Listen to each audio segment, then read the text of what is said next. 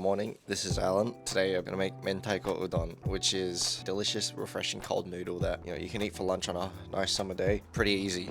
For those who don't really know, Mentaiko or spicy Cod Roe, which has got a very seafoody taste, but it's really good. It comes in a little sack in its membrane, and another key topping would be Onsen Tamago, or like hot spring egg in a literal translation. Originally, hot spring eggs were made when you poach eggs inside very hot spring water. The stuff that's closer to the source, so it's much hotter, it's like 60 degrees or so. It's a nice soft poached egg basically inside its shell. You don't crack it open inside the water like you do with something like Eggs Benedict. Now, making Onsen Tamago at home, there is its challenges, and frankly I struggle with it. So this time I want to see if I can get it right. For this video, I pretty much want to make a complete dish. Really good, perfect onsen tamago, and peeling away the skin of the mentaiko and having the right paired toppings, I suppose.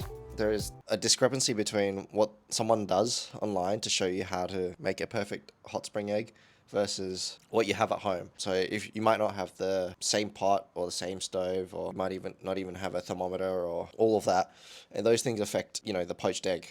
Bring a small pot, fill it halfway, boil it, turn the stove off, and pour about a cup of water in it. And when you put the eggs in, right, it's gonna drop the temperature of the water a little bit. Yeah, a small tip found well is don't just drop the eggs, they'll crack and you'll kind of ruin it. So place them gently in a spoon. The goal is to get around mid-60s in terms of temperature, and I use 3 or 4 eggs. I put the lid on it and left it for about half an hour roughly. What's a refreshing summer noodle type dish without some spring onions? So cut them nice and thin, and also cucumber. So cut them into thin strips. Cut a cucumber big angle, so it's big surface area, and then cut it, lay it flat and then cut it that way. You prefer to want it long so that it sort of mixes with the noodles when you pick it up much easier, as opposed to tiny little bits that will not stick. Now, when it comes to the mentaiko or the spicy Cod Roe, odds are you're probably going to get frozen. So if you're not in a hurry, defrost it, which is what I would normally do. But it's sort of similar to taking out the meat of a sausage in natural casing, but a lot more delicate. So I cut it in half and sort of scraped it out bit by bit.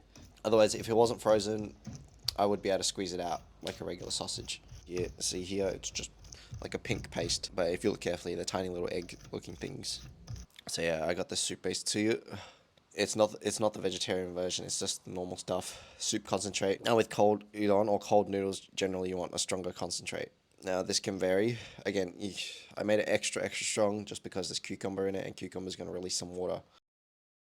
Usually with hot, I would go with pretty dilute, but this is the type of dish where you want it kind of concentrate, so because you don't want that much soup. It's more of a sauce per se.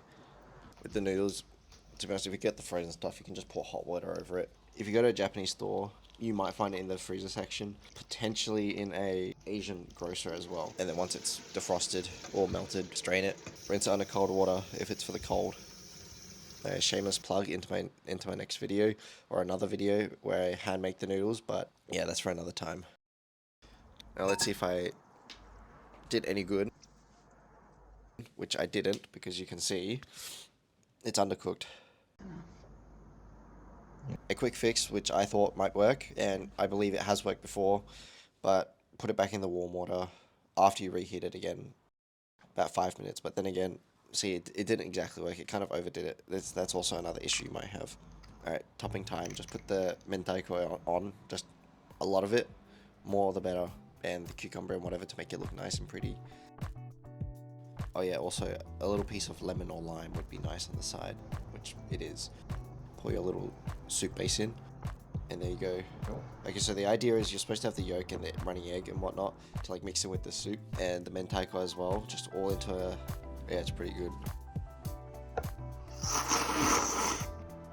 It's actually quite light, it's probably. Yeah. A tip with the hot one is actually you want some butter on it. Make sure everything's actually really hot so the butter melts in. If it doesn't, it's gonna be a little bit, you're gonna eat a chunk of butter. But just before I end the video, obviously subscribe and like the video. Hopefully I will try and get better at making entertainment. Very nice.